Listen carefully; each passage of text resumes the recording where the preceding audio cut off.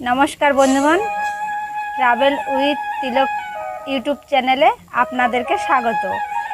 আমি দেখুন এই খেজুর পাতা ও এই সাবাই ঘাস এই দিয়ে আমি তৈরি করেছি একটা খুব সুন্দর কূপ।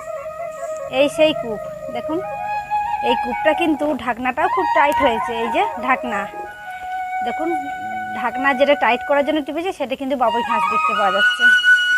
আর এই কূপের যে তলাটা সেখানেও দেখুন দেখতে পাওয়া যাচ্ছে বাবুই ঘাস, কারণ তাহলেই বুঝতে পারা যাবে কি এটা ঘাস ও খেজুর পাতা।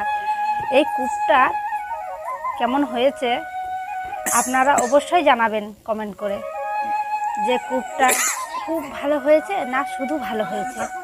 আপনারা ভালো থাকবেন, সুস্থ থাকবেন। নমস্কার।